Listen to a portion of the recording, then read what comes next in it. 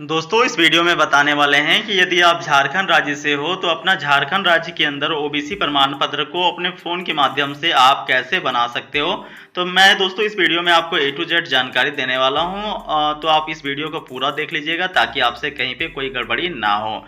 तो मेरे भाई इसके लिए सबसे पहले आपको अपने फ़ोन के अंदर गूगल या क्रोम ब्राउज़र को खोल लेना है और यहाँ पे आकर के आपको सर्च करना है झार सेवा। ठीक है, आप झार सेवा को सर्च करिएगा। जैसा कि आप देख सकते हैं मैंने झार सेवा को लिख करके इसे मैं सर्च कर लेता हूं। ठीक है, झार सेवा जैसे ही आप सर्च करोगे मेरे भाई, जो पहला वेबसाइट यहाँ पे आपको देखने को मिलेगा झारसेवा.झारखंड.gov.in। ठीक है, जैसा कि आप देख सकते हो स्क्रीन के ऊपर झारसेवा.झारखंड.gov.in। अब आपको इसके ऊपर क्लिक कर लेनी है। जैसे ही आप यहाँ पे क्लिक करोगे मेरे भाई, आपको इसके ऑफिशियल पोर्टल के ऊपर रिडायरेक्ट कर दिया जाएगा।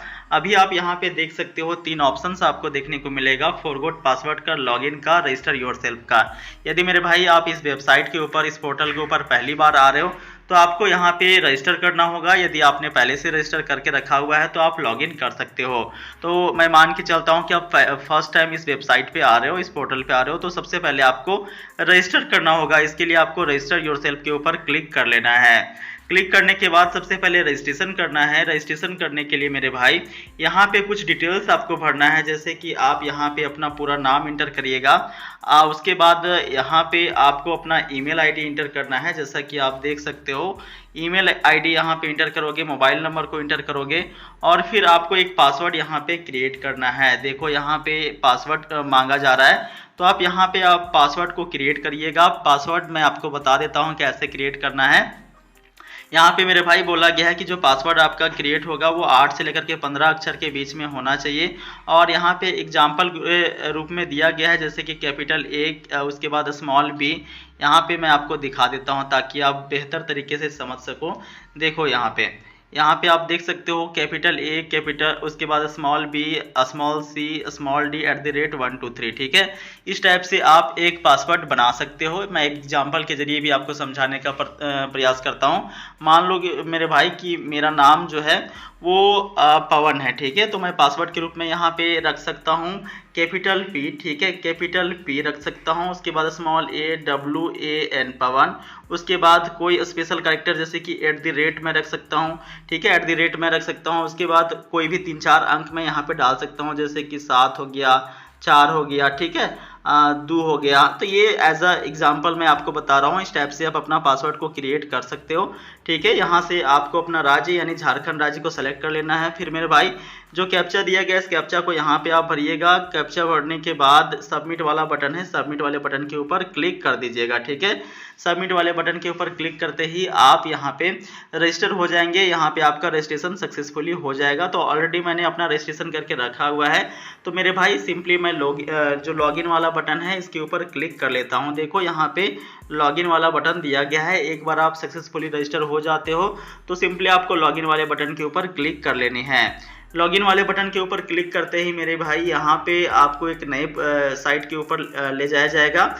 उसके बाद देखो यहाँ पे आपसे आपका लॉगिन आईडी मांगा जा रहा है। ठीक है, अब लॉगिन आईडी में क्या आप इंटर करोगे, तो जो आपने ईमेल आईडी इंटर किया था वही ईमेल आईडी को आप यहाँ पे इंटर करिएगा। उसके बाद जो पासवर्ड आपने क्रिएट किया था वो पासवर्ड आपको यहाँ पे क्रिएट करना है। फिर दोस्तों कैप्चा जो यहाँ पे दिया गया है, कैप्चा को आप यहाँ पे भरिएगा। कैप्चा भरने के बाद मेरे भाई सिंपली आपको लॉगिन वाले बटन के ऊपर क्लिक कर देना है। तो चलिए मैं यहाँ पे अपना लॉगिन आईडी यानी ईमेल आईडी और पासवर्ड साथ में कैप्चा भर के लॉगिन कर लेता हूँ।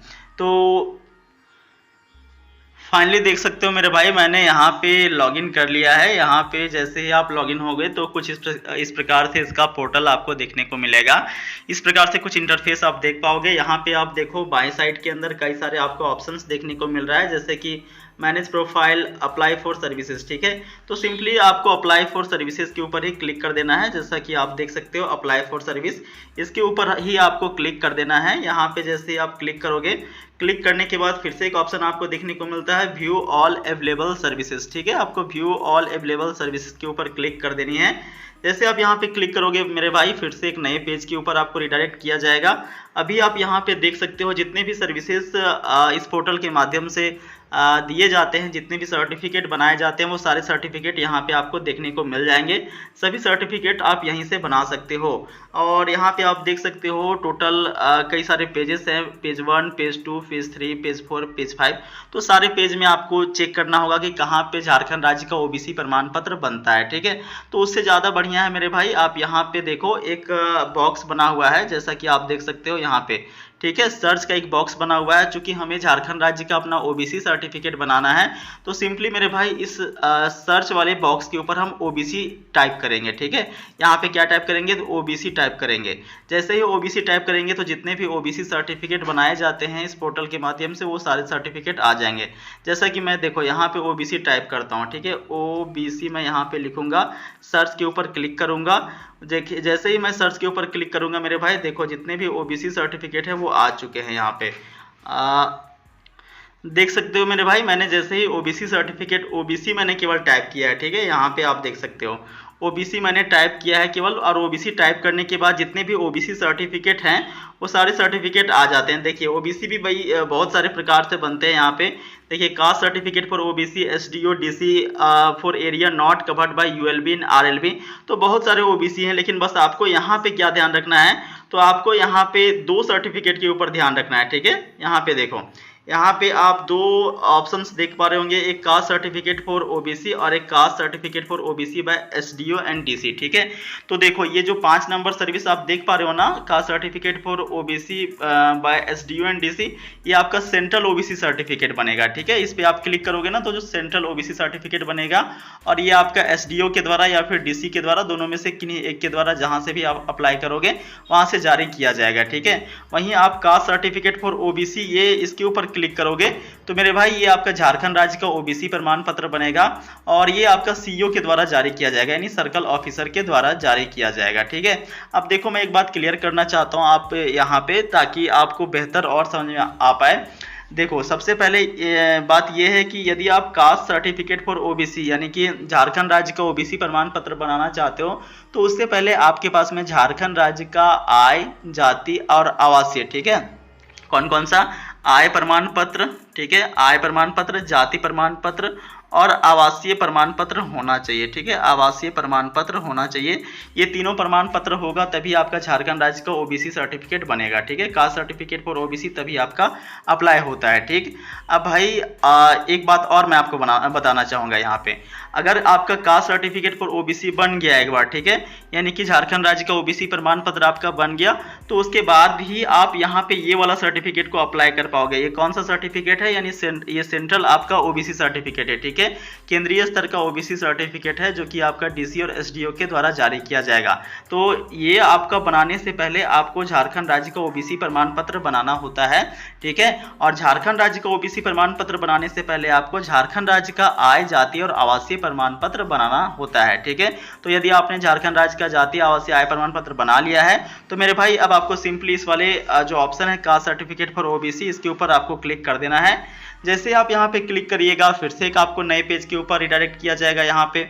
अब यहाँ पे देखो आपसे पूछा जा रहा है कि आप तत्काल में अप्लाई करना चाहते हो या फिर नॉर्मल में अप्लाई करना चाहते हो, ठीक है।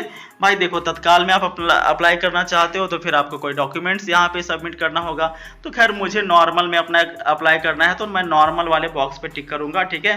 फिर देखो आपको यहाँ पे अपना पर्सनल इन्फॉर्मेशन भरना है, व्यक्तिगत जानकारी भरना है, जैसे कि पूरा नाम हो गया, जेंडर हो गया, date of birth, mobile number, email ID, religion, category और जाति, ठीक है। जाति में आप कुशवाहा जो भी आपका होगा भाई आप डाल लोगे, ठीक है।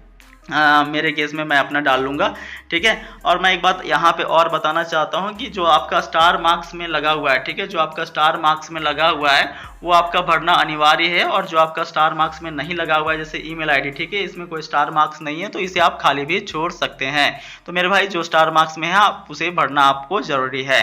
तो ये पर्सनल इन्फॉर्मेशन को आप भरोगे, उसके बाद यहाँ पे आपको अपने पिताजी का नाम इंटर कर लेना है। यहाँ पे आप पिताजी का नाम इंटर करोगे।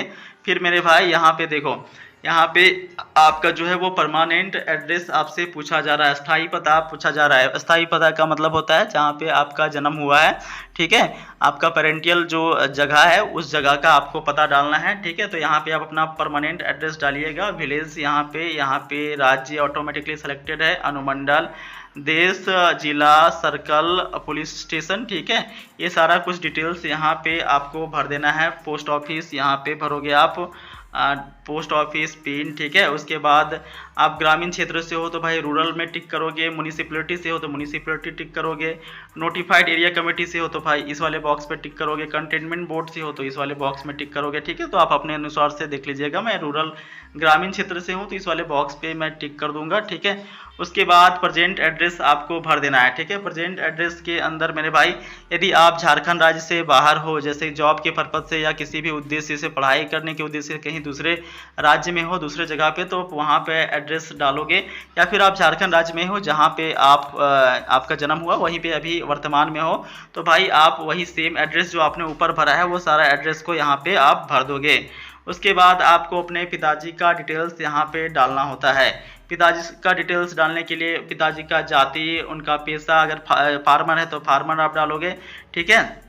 फिर यहाँ पे आपको पढ़ पढ़ के डालते जाना है। जैसे कि यहाँ पे देखो कह रहा है कि क्या आपके पिताजी संवैधानिक पद धारण करते हैं, कोई भी संवैधानिक कॉन्स्टिट्यूशनल पोस्ट हैं, जैसे कॉन्स्टिट्यूशनल पोस्ट कहने का मतलब है सांसद, विधायक, प्रधानमंत्री, कोई मंत्री, कोई किसी भी प्रकार का मंत्रालय मिला हुआ है, मंत्री हैं, तो भाई ऑब्वियस सी बात है नहीं होंगे तो नहीं वाले बॉक्स में टिक रहने देना है। इसी प्रकार से आपको ये कुछ बेसिक डिटेल्स है। जैसे कह रहा है कि क्या आवेदक के पिता केंद्र, राज्य, पब्लिक सेक्टर में कार्यरत है, यानी सरकारी नौकरी है, तो भाई सरकारी नौकरी होगा तो आप यस करिएगा, नहीं था नो रहने दीजिएगा, ठीक है। उसके बाद क्या आवेदक के पिता अंतर्राष्ट्रीय संगठन में काम करते हैं, किसी भी प्रकार के इंटरनेशनल ऑर्गेनाइजेशन में काम करते हैं आपके पिताजी, तो यस करिएगा, नहीं था नो करते जाना है। तो इसी प्रकार से कुछ बेसिक डिटेल्स आपको पढ़ते जाना है और यहाँ पे यस और नो करते जाना है। हालांकि इसमें से मैक्सिमम आपका नो ही रहेगा, क्योंकि मतलब ये जितने भी हैं नो वाले वो जनरली सबके ही होते हैं, ठीक है। क्योंकि देखो सरकारी नौकरी तो भाई कुछ गिने चुने लोग का ही होता है, कुछ गिने चुने लोग ही विदेश में रहते हैं, ठीक है, कुछ गिने चुने ही लोग आर्मी, नेवी, एयरफोर्स के अंदर है। तो यही सारा डिटेल्स यहाँ पे पूछा गया, बहुत ज़्यादा इसमें रायता फैलाने वाली बात नहीं, तो आप बेसिक डिटेल्स यहाँ पे पढ़ के यस नो कर लीजिएगा, ठीक है। अभी आप देखो, अभी यहाँ पे इनकम पूछा जा रहा है, ठीक है। देखो कह रहा है वेतन एवं कृषि से आय के स्रोत को छोड़ करके, ठीक है, यानी आपका जो वेतन है, वेतन एवं कृषि से आय को छोड़ करके, जैसे कृषि से आपका कोई आमदनी है पिताजी का या फिर सैलरीज है, तो उसका आय छोड़ के कोई और आय है तो आप यहाँ पे जो कुछ भी आय होगा यहाँ पे आप डाल दीजिएगा, ठीक है। Professional income, income from business, income from rent, ये सब कुछ आय है तो आप डाल सकते हो। अन्यथा मेरे भाई आप सिंपली जो है वो ना 0 यहाँ पे कर दीजिएगा, ठीक है। क्योंकि यहाँ पहले ही आपको बोल दिया है कि income excluding salary and agriculture, कृषि के आय को छोड़ करके और सैलरी के आय को छोड़ करके, तो आप सिंपली 0 यहाँ पे 0 0 0 0 और टोटल भी आप 0 कर दीजिएगा, ठीक है। इसमें भी बहुत ज़्यादा लोड लेने की आवश्यकता नहीं है। अभी आप देखो यहाँ पे कह रहा है financial year for third last year, पिछले तीसरा वित्तीय वर्ष, तो ये सब ऑटोमेटिकली सिलेक्टेड रहेगा, ठीक है। ये सब में तो ऑलरेडी स्टार मार्क्स लगा नहीं है, तो ये सब आपको खाली छोड़ देना है, ठीक है। मैंने आपको पहले ही इंडिकेट किया है कि जो स्टार मार्क्स वाले फील्ड है उसी को भरना है, बाकी को आप खाली छोड़ दीजिएगा, ठीक है।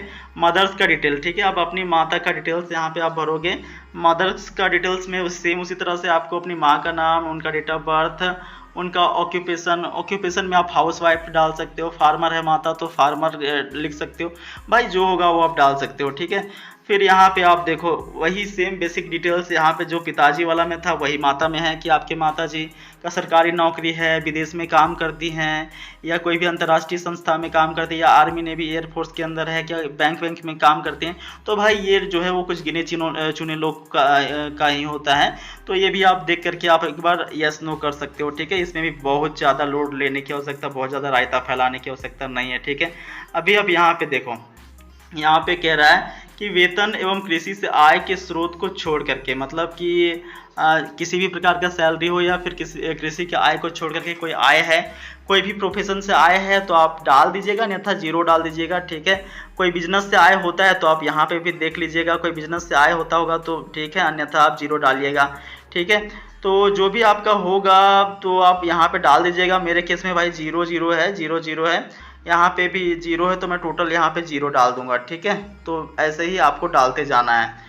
फिर आप देखो ये जो स्टार मार्क्स नहीं लगे हैं ना उसको आप छोड़ दोगे। ठीक है, डिक्लेरेशन घोषणा है, तो घोषणा में आप यहाँ पे घोषणा के अंदर यस कर दोगे। फिर आप यहाँ पे देखो, यहाँ पे कह रहा है apply to the office, apply to the office, यहाँ पे ऑटोमेटिकली सर्कल ऑफिसर आ जाएगा, या फिर नहीं आएगा तो आप यहाँ पे सर्कल ऑफिसर को सेलेक्ट कर लीजिएगा। ठीक है, सीओ ऑटोमेटिकली यहाँ पे आपको देखने को मिलेगा, सीओ देखने को मिलेगा। उसके बाद जो कैप्चा दिया गया है मेरे भाई, इस कैप्चा को आप यहाँ पे भरोगे, फिर सबमिट वाले बटन के ऊपर क्लिक कर दोगे। ठीक है, चलिए एक बार सारे डिटेल्स को हम यहाँ पे भर करके सबमिट कर लेते हैं।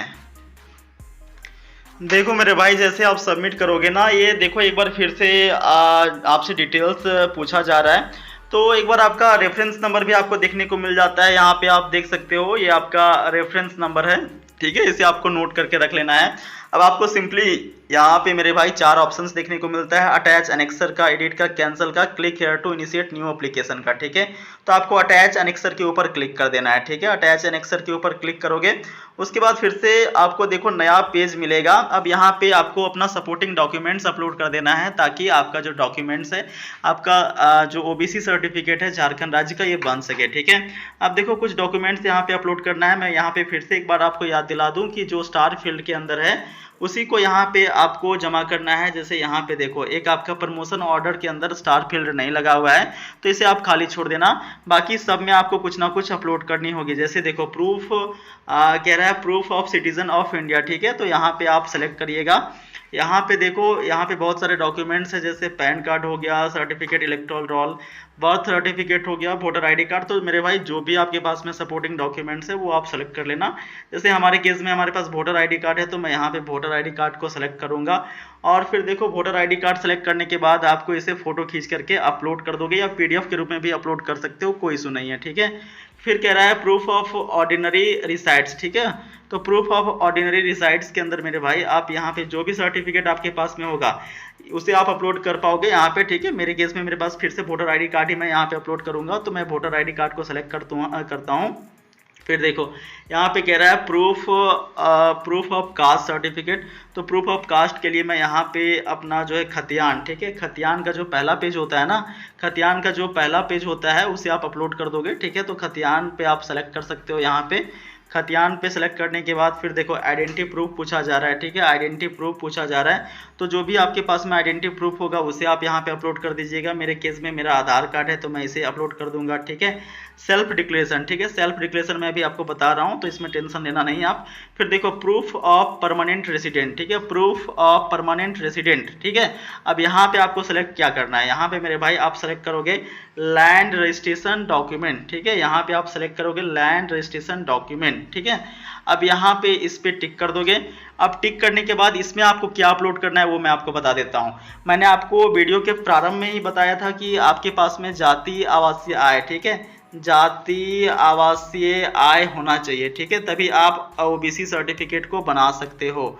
तो मेरे भाई आप जाति आवासीय आय तीनों को एक पीडीएफ के रूप में आप बना लेना। ठीक है, पीडीएफ के रूप में बना करके आप इसे अपलोड कर देना। यही चीज़ आपको यहाँ पे अपलोड करनी होगी, इसीलिए मैंने आपको पहले बताया था कि आपके पास में जाति आवासीय आय होना चाहिए। अब चलिए एक बात और मैं आपको बता देता हूँ कि आपको सेल्फ डिक्लेरेशन यहाँ पे कहाँ से अपलोड करनी है। तो सेल्फ डिक्लेरेशन डाउनलोड करने के लिए मेरे भाई यहाँ पे आपको फिर से झाड़ सेवा के पोर्टल पे आ जाना है। झाड़ सेवा आप सर्च कर लोगे।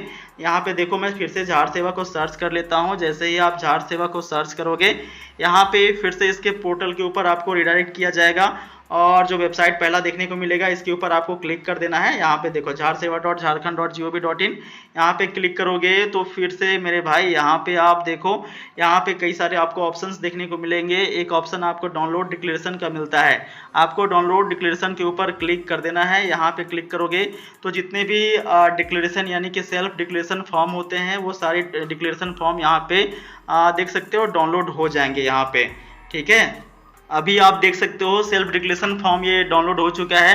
अब भाई ये बहुत सारे हैं, टोटल 13 पेज के अंदर है, ठीक है। इसमें से आपको कौन सा पेज में भरना होगा आपका सेल्फ डिक्लेरेशन। देखो ये जितने भी सेल्फ डिक्लेरेशन फॉर्म है ना, कोई जाति का है, कोई आवासीय का है, कोई आय का है, कोई सेंट्रल ओबीसी का है, तो आपको सीधा सीधी कहाँ पे आना है वो मैं आपको बता देता हूँ, ठीक है। आपको सीधा सीधी प्रपत्र 8 में आना है, ठीक है। यहाँ पे देखो आप, ठीक है, प्रपत्र 8 में आपको आना है। ये आपका जो है ना, ये आपका स्टेट ओबीसी का है, देखो प्रपत्र 8, ठीक है। प्रपत्र 8 और आप प्रपत्र 9, ठीक है। प्रपत्र 8 माफ कीजिएगा, प्रपत्र 8 के अंदर पेज नंबर 8, ठीक है। ये आपका 8वां पेज नंबर है, ये आपका 8वां पेज नंबर है और ये आपका 9वां पेज नंबर है। ये दोनों को आप किसी भी दुकान पे जाकर के प्रिंट आउट निकलवा लीजिएगा और इसे आपको भर देना है, ठीक है। इसे भर करके आपको सेल्फ डिक्लेरेशन में वहाँ पे अपलोड कर देनी है। थोड़ा सा मैं आपको भरना कैसे ये भी बता देता हूँ।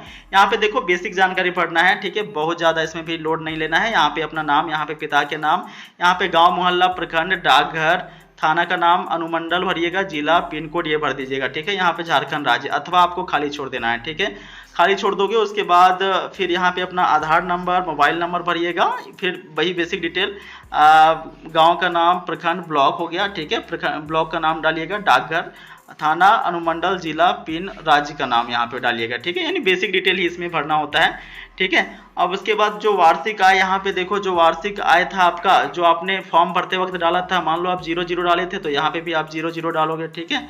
वहीं मेरे भाई आपको जो है वो नीचे आ जाना है। नीचे आने के बाद देखो यहाँ पे कुछ जो आपका वंशावली होता है ना वो आप डालोगे। यहाँ पे चतुर्थ पीढ़ी में आप अपना नाम डालोगे, तृतीय पीढ़ी में आप अपने पिताजी का नाम, द्वितीय पीढ़ी में आप दादाजी का नाम और प्रथम पीढ़ी के अंदर आप अपने दादाजी के पिताजी का नाम डालोगे, ठीक है। यहाँ पे रैयत का नाम यानी कि जिनके भी नाम पे आपका खतियान है, ठीक है, जिनके नाम पे आपका डीड है, केवाला है, खतियान है, वो आप यहाँ पे डाल दोगे। और उसके बाद ये बेसिक डिटेल ही है, ठीक है। मौजा का नाम यानी गांव का नाम, यहाँ पे खाता नंबर, प्लॉट नंबर, पंचायत यानी वार्ड, उसके बाद फिर रैयत का नाम यानी कि जिनके नाम पे आपका जो खाता है, ठीक है, खतियान है, वो आप नाम डालोगे, ठीक है। बस इतना आपको भर देना है। इतना भरने के बाद यहाँ पे देखो सिग्नेचर आपसे मांगा जा रहा है, तो जैसे आप सिग्नेचर करते होगे तो आप अपना सिग्नेचर कर लीजिएगा, ठीक है। तो मैंने आपको फॉर्म भी भरने बता दिया, इस टाइप से आप भर लोगे।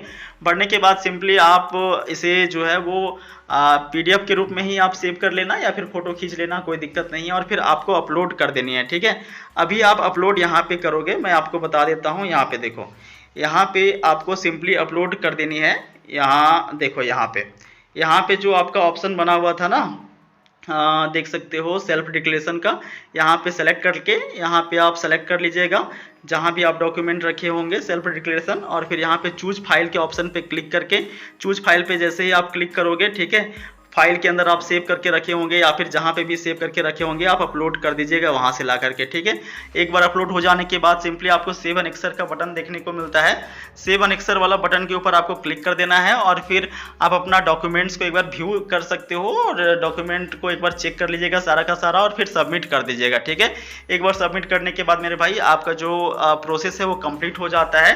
और फिर आप यही पोर्टल के ऊपर आकर के यहाँ पे देखो एक ऑप्शन देखने को मिलता है, view status of your application. इसके ऊपर आप क्लिक कर सकते हो और क्लिक करने के बाद आप अपना आवेदन का स्थिति को चेक कर पाओगे। देखो यहाँ पे लिखा हुआ ट्रैक एप्लीकेशन स्टेटस, इसके ऊपर क्लिक करके अपना आवेदन आपने किया है तो इसका स्टेटस को आप चेक कर पाओगे, और साथ में आप अपना जो OBC प्रमाण पत्र है इसे भी डाउनलोड कर पाओगे, ठीक है। तो आशा करता हूँ मैंने आपको कंप्लीट डिटेल्स को समझा दिया है। किसी भी प्रकार का कोई क्वेरी हो, कोई सवाल हो तो मेरे भाई आप कमेंट बॉक्स पे पूछ सकते हो। बाकी आप सभी दोस्तों से मिलते हैं अगले वीडियो में, तब तक वीडियो पूरा देखने के लिए बहुत बहुत धन्यवाद।